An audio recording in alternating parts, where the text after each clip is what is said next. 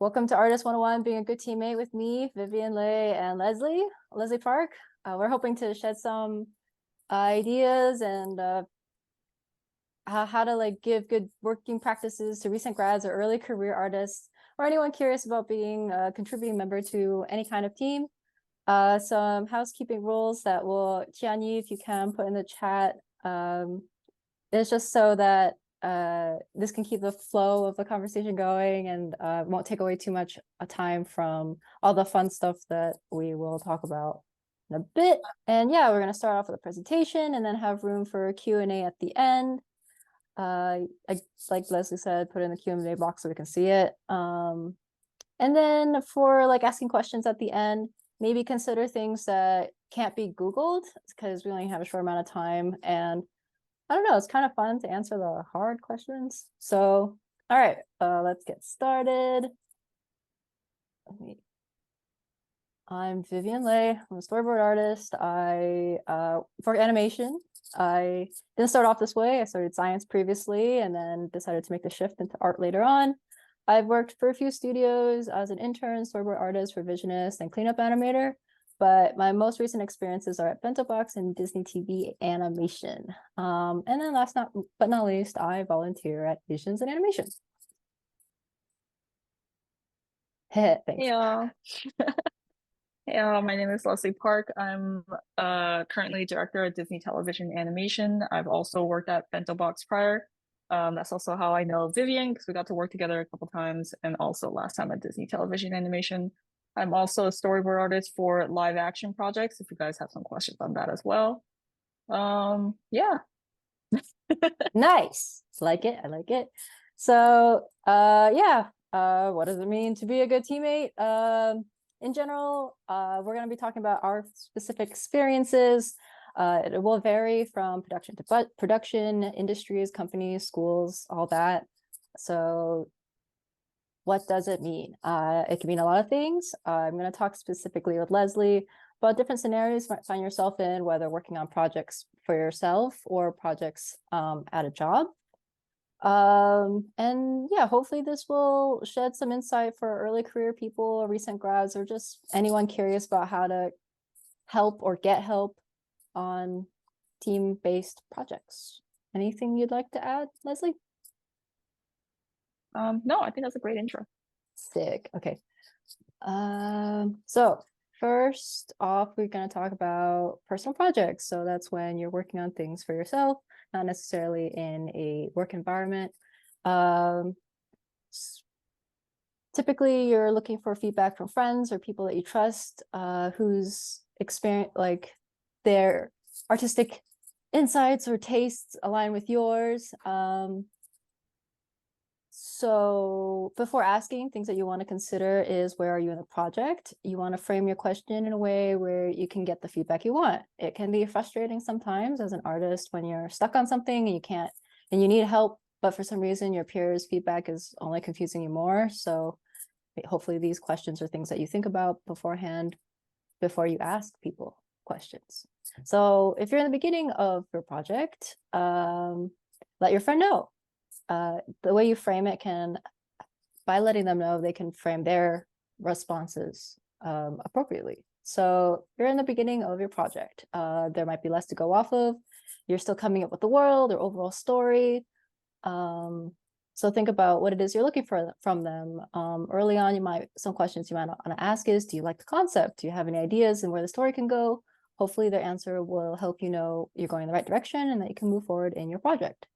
Asking questions and getting feedback is a lot of back and forth, so feel free to use follow-up questions to their responses, especially to confirm their thoughts and clarify what it is they're telling you.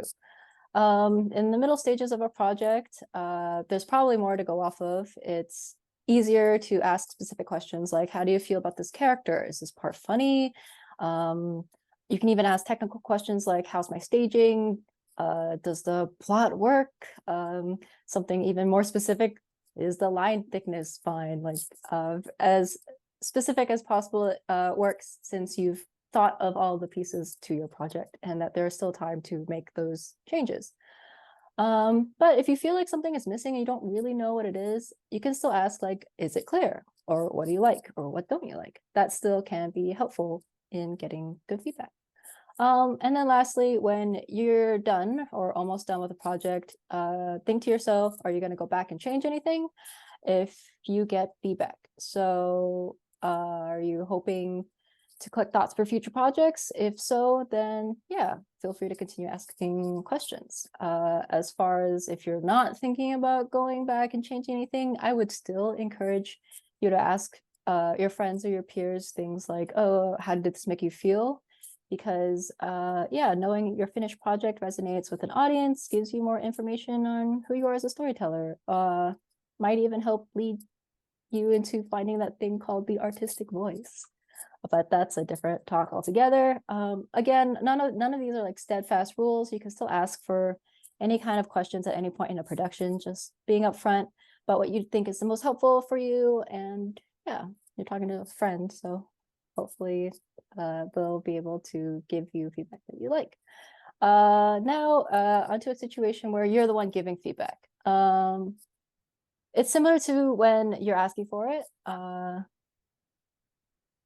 You're this on this when you're on that side, you need to listen carefully to what kind of feedback they're asking for. You want to cater your responses based off of that. It's unhelpful to completely derail feedback based on your own personal taste. For example, they're trying to go for a slice of life film, and you suggest to put in an exploding robot because you saw Pacific Rim last night and loved it. Not really helpful. You still want to consider where they are in the project as well. In the early stages, feedback can be more general. Then when you get to the middle part of your production, you want to be, oh, sorry, I'm skipping ahead. So in the beginning of the project, yeah, you want to be honest with your thoughts. You don't want to try to tear them down. There's a difference between constructive criticism versus straight criticism. You want to help and encourage your friend. Some advice I've been given is it's like improv. When someone says yes and to an idea, it's easier to bounce off of than when someone says no. The middle stages of when giving feedback is similar to when asking for feedback. You want to know there are more details that you can flesh out, more things you can ask about, and then more things you can talk about. So if you're stuck and don't know how to give specific feedback, you can still just say what you like or what isn't clear. Remember that there's always something to like in every idea. If you don't like something, though, take a moment to reflect on why that is before you give feedback. Or if you're not in a place where you can give feedback, maybe just be honest about that too. Simply saying now is not a good time, or I don't know, works. And yeah, if the project is done and the other person who asked you for feedback doesn't have any questions, feel free to just let them know how the project made you feel. So yeah, on to the next part, which is probably more relevant to a lot of early career people, is asking for feedback on the job. You'll be working with lots of people, your coworkers. For the most part, people might be busy. So you want to check in to see if now is a good time. Using context clues can help to see if a person is busy, like is the door open? Are there earbuds or earphones in?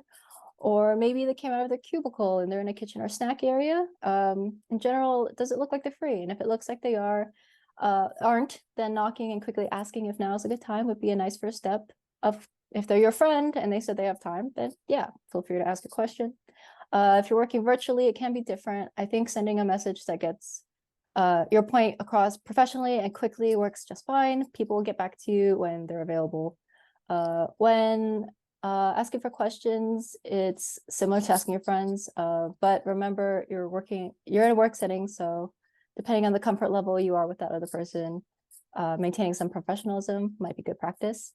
As for giving feedback, sometimes you might be the person that's busy. So yeah, feel free to let them know you have a deadline coming up and come back in 10 minutes or whatever works for you. And yeah, of course, if you're totally free, then giving feedback to a coworker is similar to giving feedback for a personal project. So giving constructive criticism and giving suggestions where it applies. For all these situations, just don't be a jerk. Simply saying things like, I don't like it, usually isn't helpful. And yeah, so I'm going to ask Leslie, what do you have any advice on asking or giving feedback to coworkers? Yes. So I think everything Vivian mentioned, she covered pretty much everything in a good umbrella. Um, I would definitely say when you're asking for feedback, or you're just inquiring about something, like have the questions you want to ask already like written down somewhere. So when you do ask it, you also know exactly the question you're trying to ask. This is also to be clear with what you're asking, because sometimes you might just think of something, and then when you get the feedback, it doesn't really make sense to what you're trying to ask, because maybe the way you asked it wasn't really clear either. So sometimes it is just helpful to write it on the side, before you ask a question. So that's something I myself do a lot, because sometimes something makes sense in my head, and then when I say it, I'm like, wait, that didn't make any sense. So it's just good to have it on the side. Um, and then same thing, that's written here, like definitely check out the context. Sometimes people are very busy. It just might not be super clear because they have a bunch of stuff on their desk. If you are working in office, definitely just knock and then check in on someone. If they mention like, can you come back in like 10, 15 minutes, just make sure, give it a little bit of extra time and then check back in them around the time that they let you know. And then when it comes to giving feedback, what we mean by constructive criticism, kind of like how Vivian mentioned, like just saying like, I don't really like it, it's not really constructive. And by constructive criticism, what we mean by that is it's not simply you like it or you don't. It's how can we look at something and make it better, right? Um, Criticism does not have to be something that's negative. In fact, constructive criticism should never be negative. It's never to just let someone know like this is terrible or this is bad. Like that's not helpful in any way. So if you are going to be giving feedback, it is to look at something for what it is at the time of what that project is, and then to let the person know, like, hey, um, I think when we're doing a movement here or something like this, like I think it might be better if we try adding this extra step, or maybe we should add this extra cut in the scene. So it is to give feedback based on that exact project that we're looking at. If there's any questions, definitely add in the Q&A, but I hope that made sense. Yeah. Okay, and then this is asking questions to, say, your supervisor or direct report.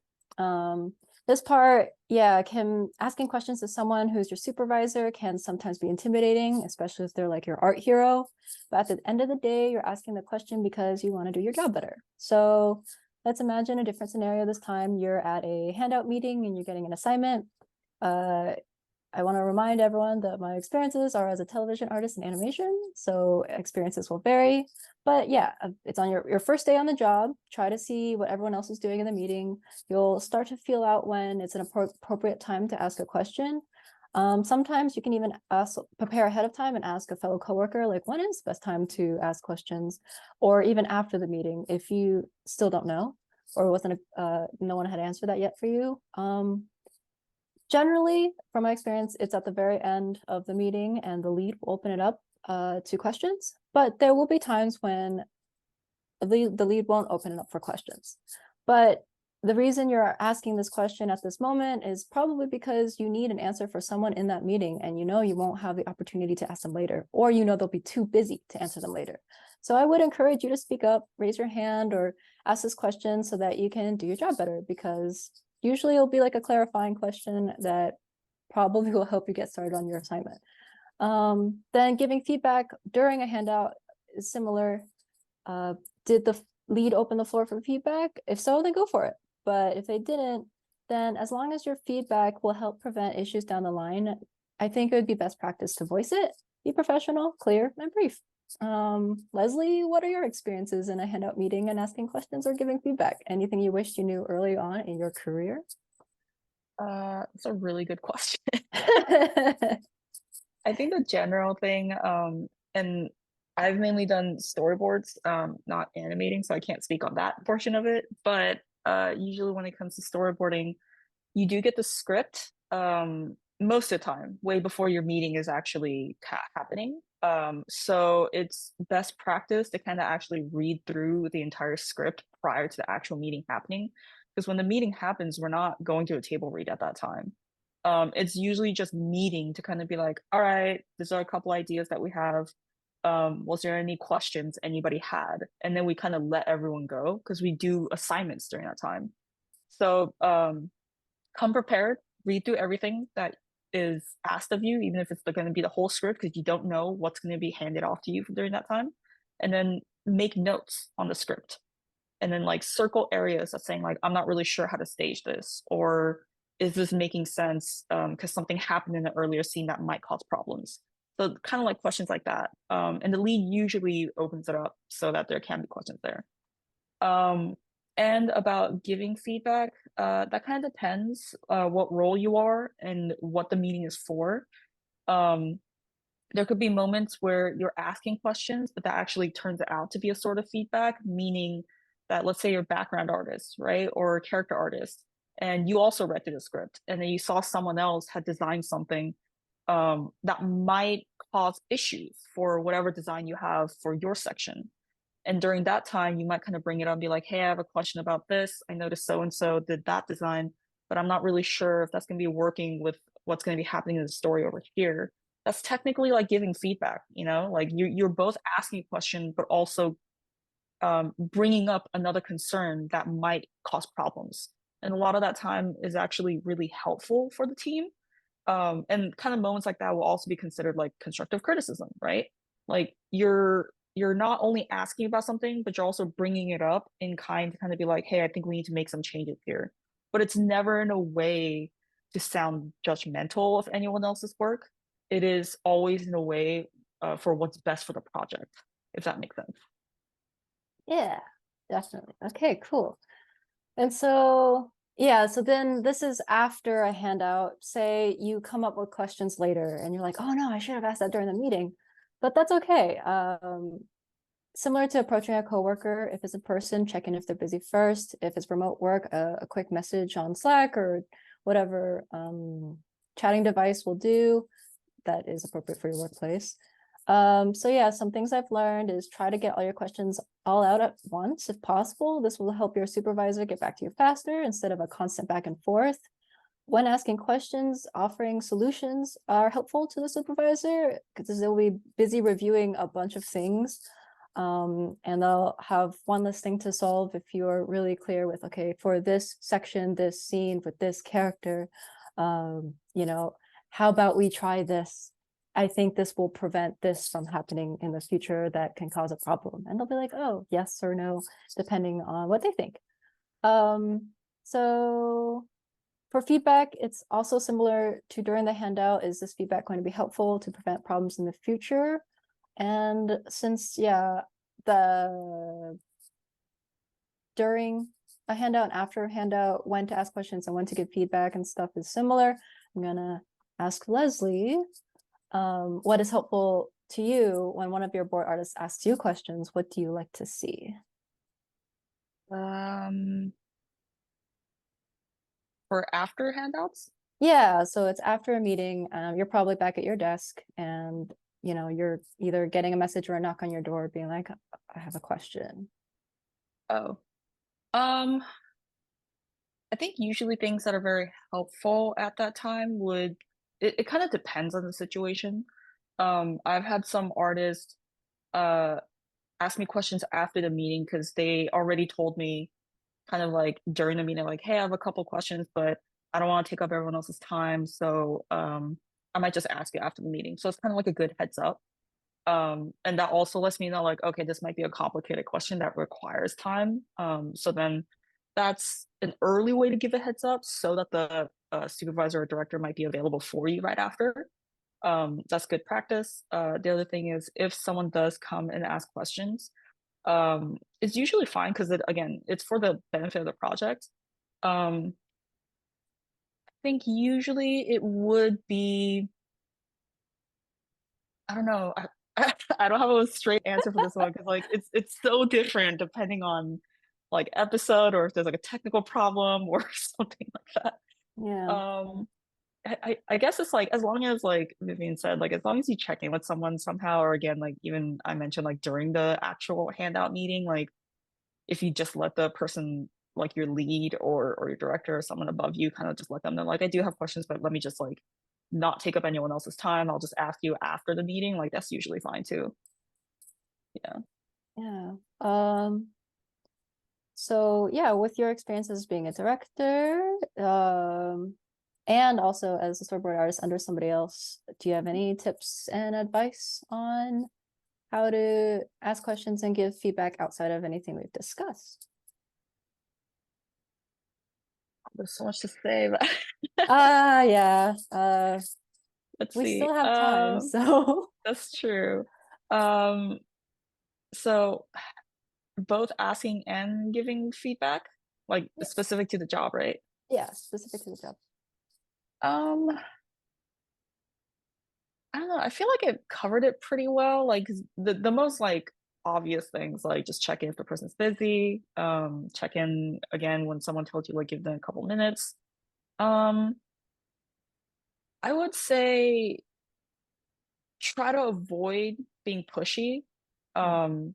That does happen, especially for people that might be starting. I think I've definitely done that, at least in the first job I've had, where I'm like, I'll be back in five, like someone will be like, hey, can you give me 5 minutes? But usually when they say 5 minutes, it doesn't literally mean 5 minutes, you know, like it usually means like, hey, can you just check back in a little bit later because they're like super busy doing a bunch of stuff.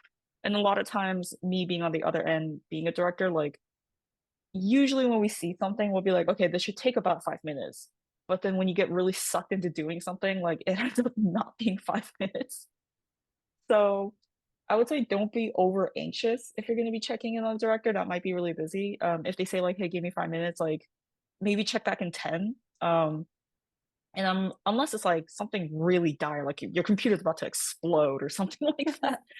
Um, I would definitely say know who the right person is to go to for specific questions. For instance, like there are some technical questions you can ask your leads or your directors, but a lot of times it might actually just be an IT question, not something that like someone above you can solve if it's going to be like a super technical thing. So just kind of using common sense in terms of like what is the actual problem that you're dealing with, and is this something that you can either solve on your own? Is it something that has to be solved by IT? Is if you're a storyboard artist and you're having design questions, like check in with your director, and if they tell you like to go ask the art director, like take that notion to kind of be like, okay, let me just redirect it to that person. Like, don't be overly pushy to try to get your director to ask for you, you know, if that makes sense. Because at the end of the day, like everyone's adults, um, and a lot of times, like almost everyone's gonna be busy on something.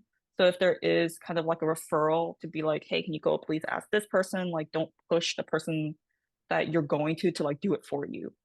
In terms of giving any feedback, I think that varies. It usually depends on the types of projects, but if you are teammates, unless someone's asking for feedback, it's usually not nice to just kind of throw feedback, if that makes sense.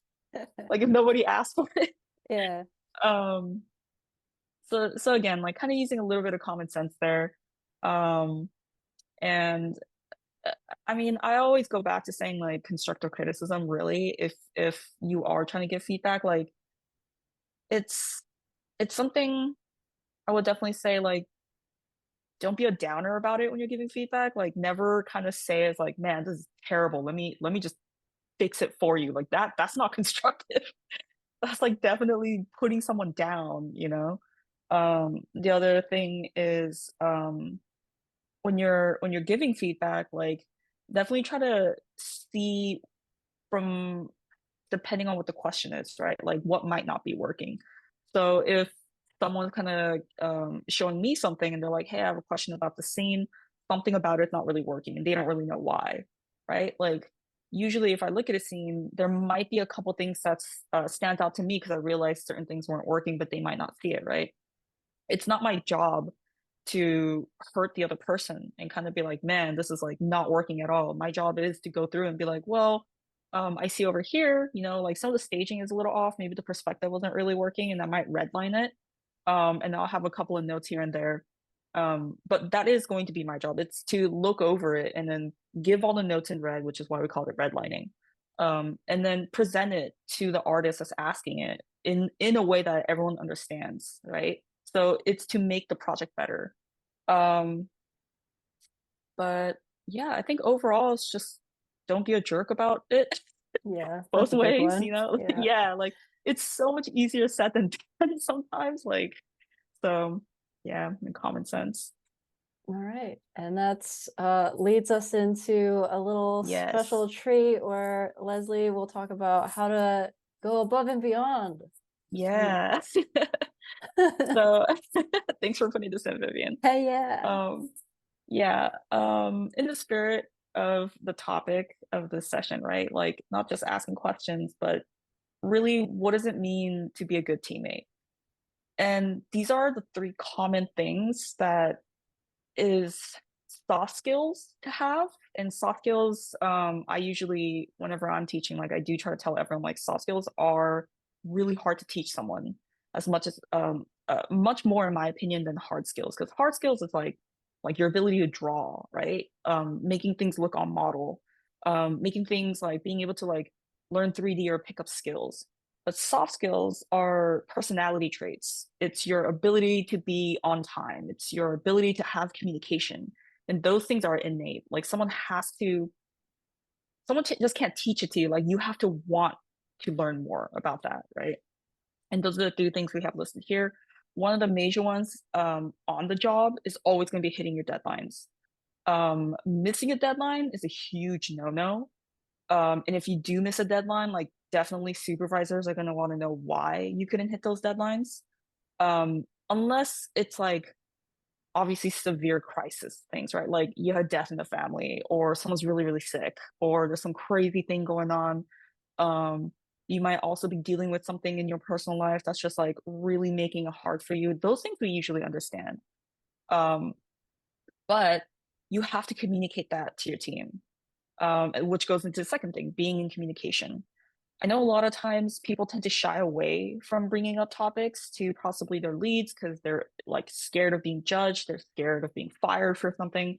But definitely, we're all human.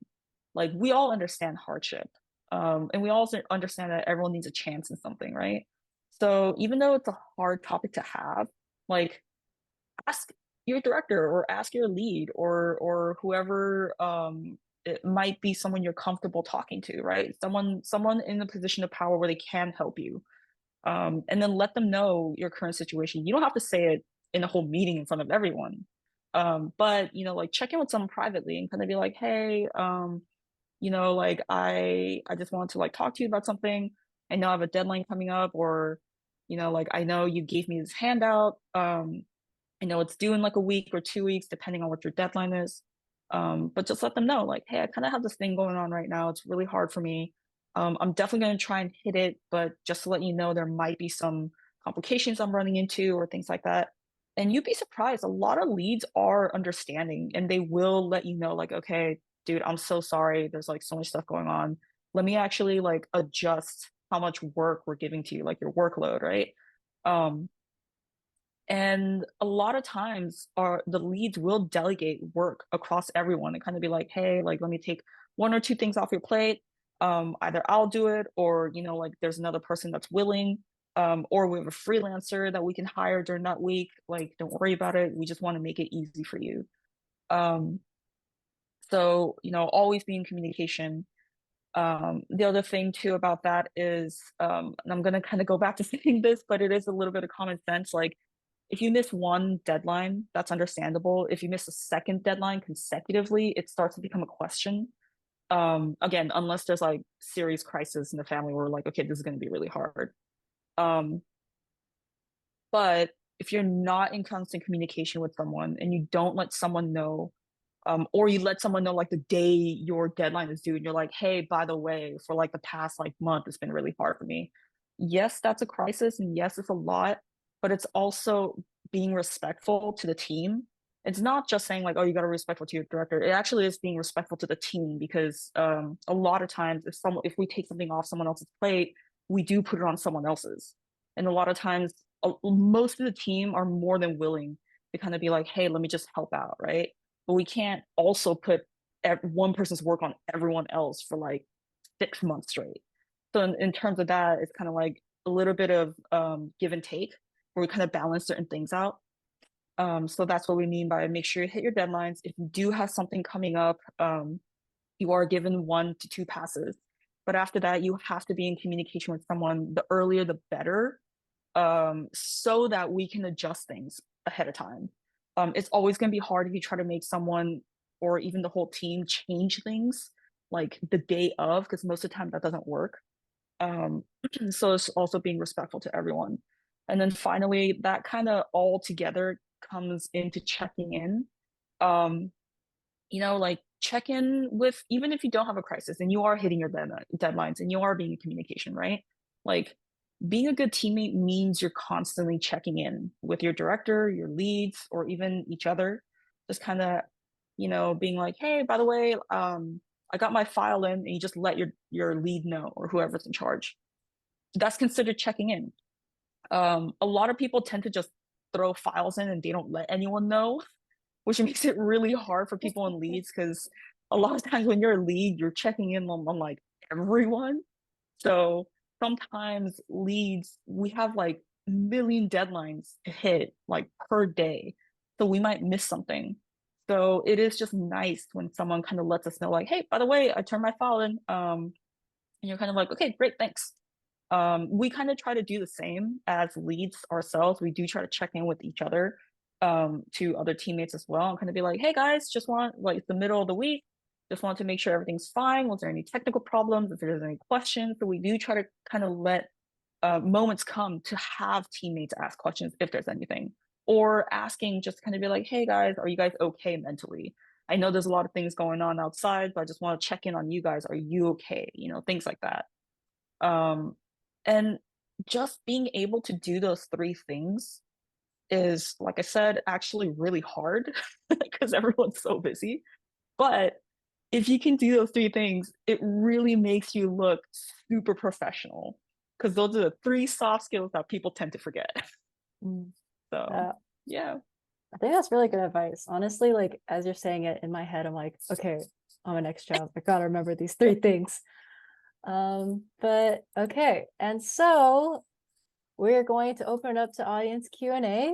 And I think I can see them. Actually, can you see them, Leslie? I don't know if I can. Yeah, I can see them. Okay, go ahead and you can read them out loud. Okay, first question. It's from Young. How do you respectfully ask an artist or a director to give constructive criticism, and what should you do if they don't respect that boundary? I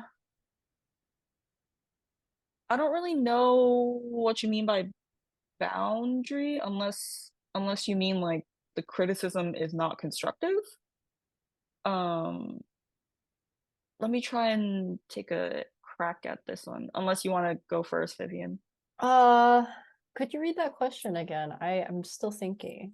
Yeah. How do you respectfully ask an artist or a director to give constructive criticism? And what should you do if they don't respect that boundary? I think I could probably answer the first part, but similar to Leslie, maybe if you can clarify in another Q&A question Oh, what wait, you I mean by, oh, see okay, it. go ahead. He said, yes, I think I mean criticism that isn't constructive and more rude. Oh, I have I have some thoughts on this, but you go can go for first, it. Vivian. No, I want to hear this. Um, I don't think you can stop anyone if their criticism isn't nice. Honestly, giving constructive criticism is a skill itself. A lot of times people don't know how to give constructive criticism, and that's more of like 80% of what I've come across. Um, Being able to give constructive criticism is something you just kind of have to practice doing. It's pretty hard unless you like really think, yeah, I mean, it's just pretty hard in general. Like you really have to know what you're talking about.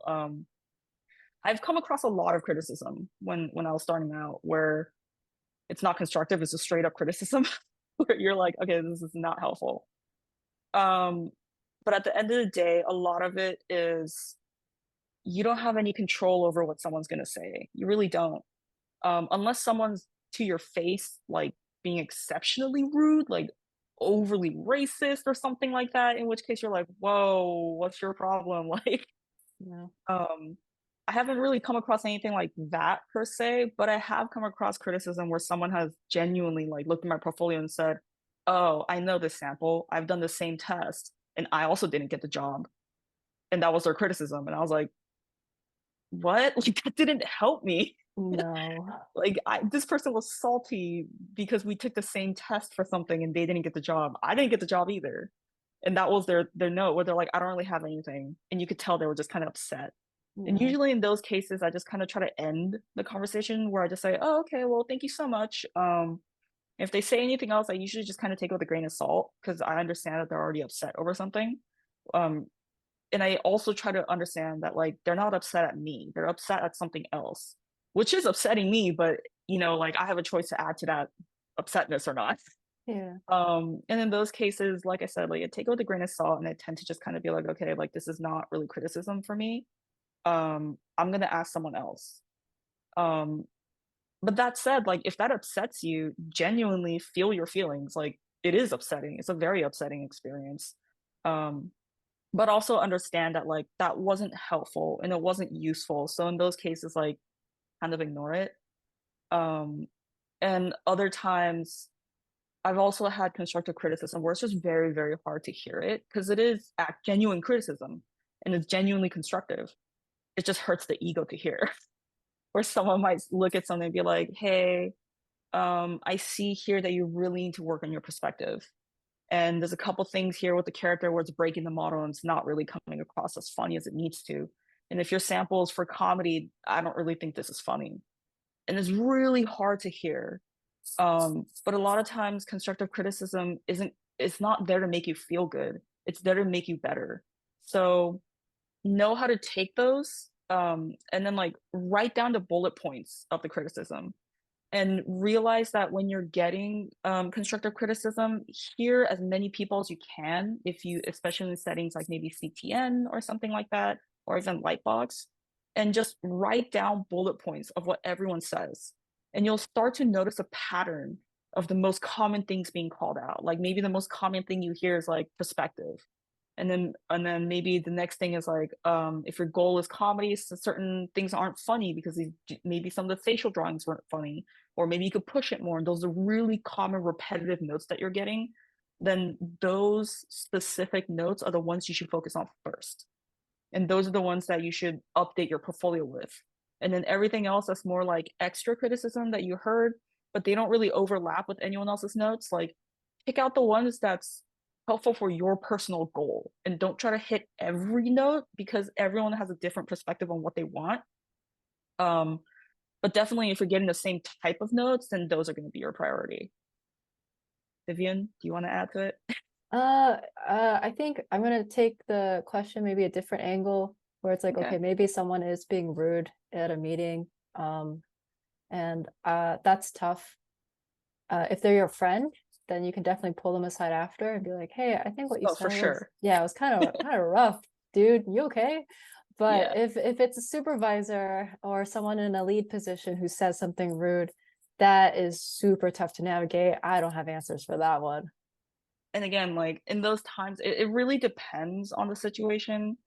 um I'm not the type of person to talk back. I tend to just kind of be like, okay, what about it wasn't working? And even if they're upset in some sense, like I do try to ask them in still in a polite way where I'm like, oh, can I understand what wasn't working? And I do especially if they're lead, I do expect them to do like draw overs and have an explanation. Um, but a lot of times like I still do recommend like maybe not at the same meeting, but like maybe a little bit later when they kind of cooled off. You can check in with them and just kind of be like, hey, just wanted to check like everything's good between us. I just wanted to make sure because it kind of sounded like you were upset. Is everything okay? And just kind of feel it out because sometimes people might just be really upset because something happened right before. And then a lot of times they'll kind of be like, hey, I'm super sorry, because I've had that happen to me where my lead had told me like, hey, I'm really sorry about that, like I'm just really like swamped, there's a lot of things going on that's just like really upsetting. And I was like, oh, okay. Like they do kind of at least let you know, and they should, they're leads, they should understand that. But if there are certain leads where they're just extremely difficult and you notice they're difficult with everyone, I don't think there's an answer we can do Yeah, to like help that's solve. In rough. that case, you're just kind of like, this person's a nasty person. Yeah. Yeah, Okay. unfortunately. I guess we might have to move on to the next Yeah. question. Hopefully that helps. But Yeah, hopefully it helped. Okay, next question. Have you ever given feedback to other artists, even if the person didn't ask, because you oh. saw something that might be a problem or that it could be improved? I can start. That one's also tough. I think if someone didn't ask, I think common practice is to not say it. You might want to have to keep it to yourself because they might not be in the right headspace to take feedback yet. But if they're like your close friend, like someone where those boundaries might not be as what's the word I'm looking for? Well, you're just more casual with them, then you definitely just be like, hey, I know you didn't ask for feedback on this, but there's this thing in your project, and I love your project. Like you always got to preface with something like you're doing this because you care. Um, then yeah, then you could be like, if you just like there's just the small thing or whatever, and then give your feedback, and of course back off and say, if you want to take it, you don't have to take it, and then it'll be up to them whether that feedback was good or not.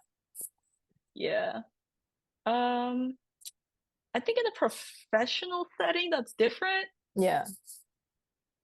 Yeah, definitely if it's like a peer-to-peer or if it's like a personal project, Mhm.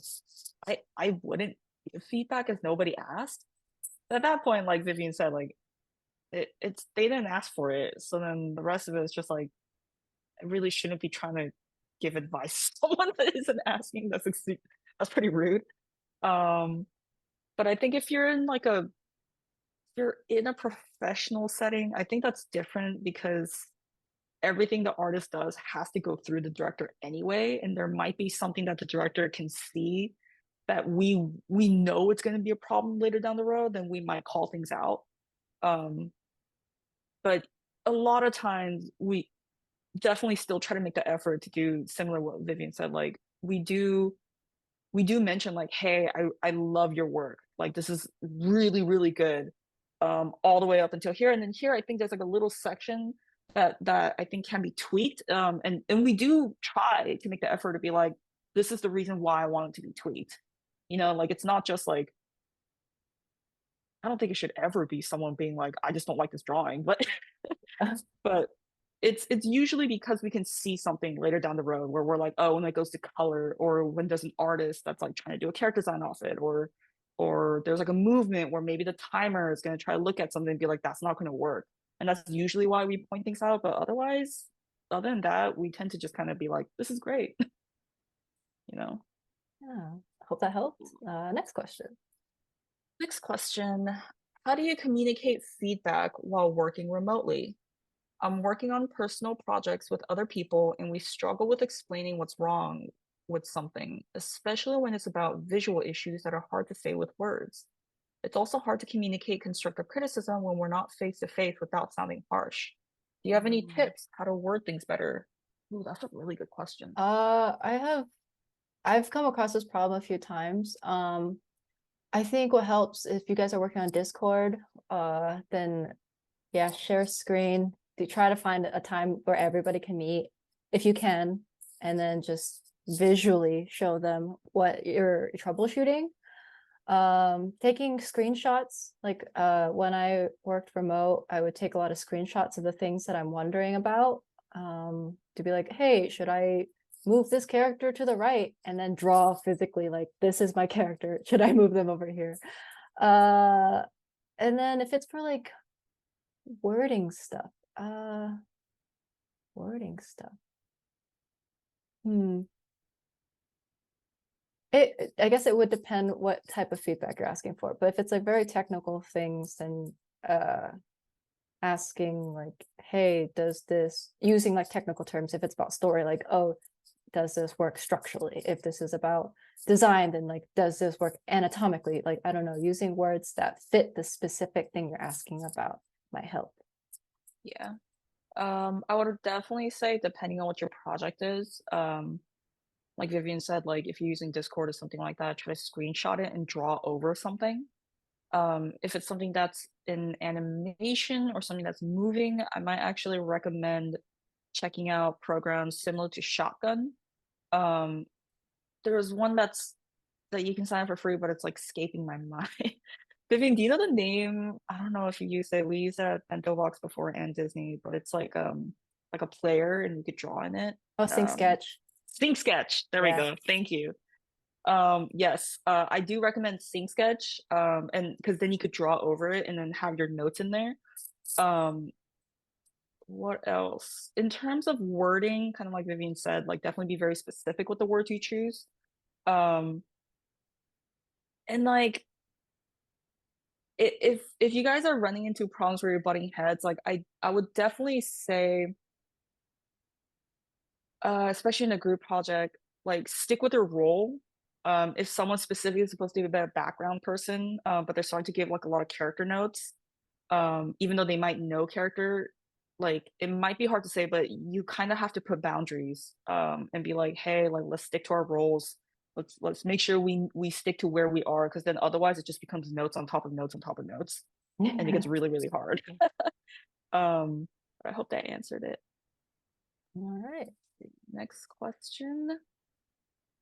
As someone who hasn't really been in a professional studio environment, and though I know that every studio operates differently, I'm worried that not really knowing a studio's pipeline, technical terms, slang, etc., will come off as ignorant and unprofessional on my end that might cause issues with effectively communicating with team feedback or otherwise.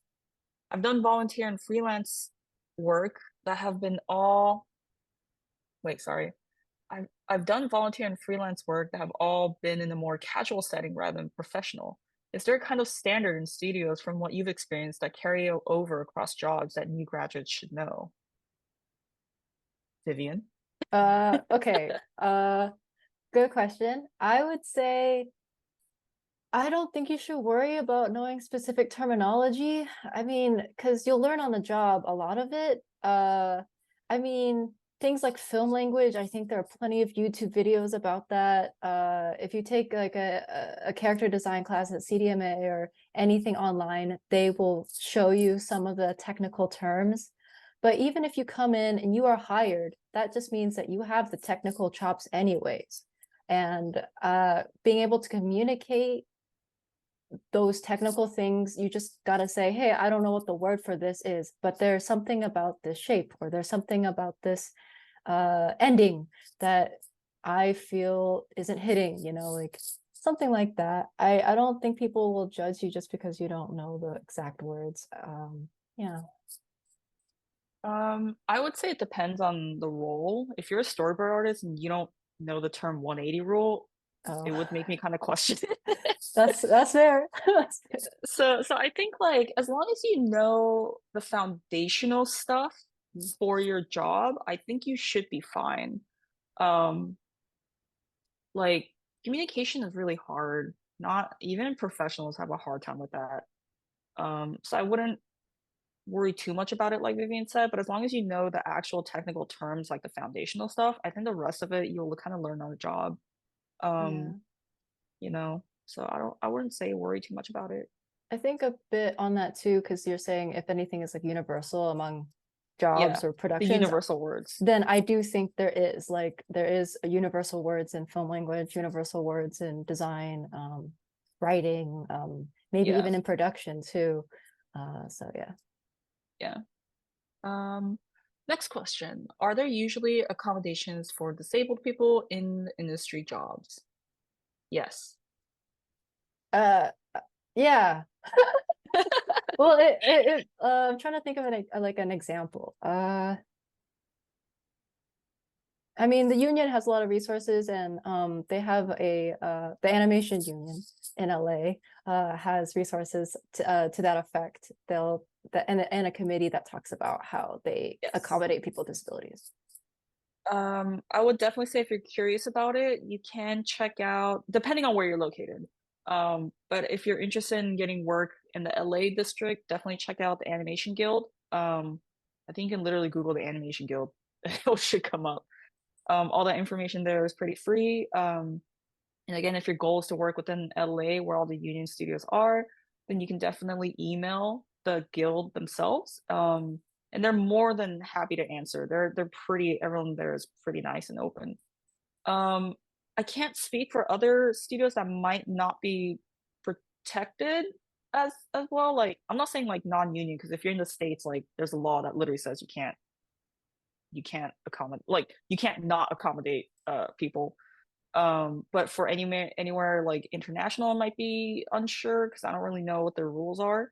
Um, but it also doesn't hurt when you're getting hired, when you do the interview stage, like ask them, because that's kind of your time to interview the studio as well, you know? Yeah. Okay, Um, next question. From either director or animator's perspective, have you ever had a very ambitious task asked of you? How have you gone about this? Sorry, how have you gone about that? Or how do you communicate your or your team's limitations? Really good question. that's a good question. Uh, Yeah. yeah, I guess I'll start. I feel if it's a huge ask, like for example, you are given like 10 scenes to finish in 2 weeks, that's exaggerating. That's a lot. And depending if you're working on like a union production, there are rules for that. If you're not, that's tougher.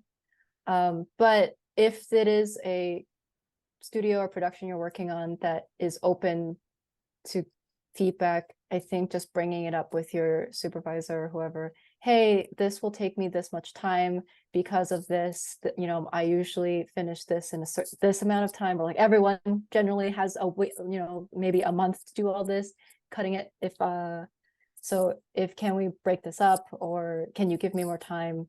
Asking that earlier is better than later, kind of back to what Leslie said before. Yeah. Um, I think I would add to that, from a director's perspective. Yeah, that'd be helpful. Yeah, I would say like almost every show, almost every show ass has been ambitious. Fair. Like, um, every show is hard. I'm not gonna lie and say like there's a show that's super easy.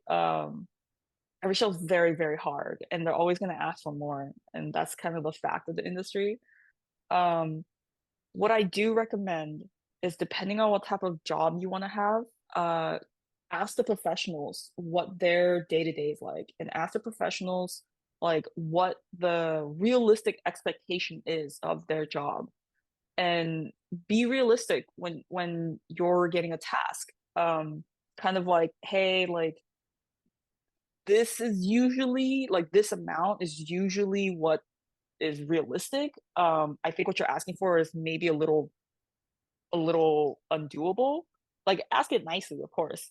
But as long as you understand what the industry standard is, it does make it an easier conversation to have.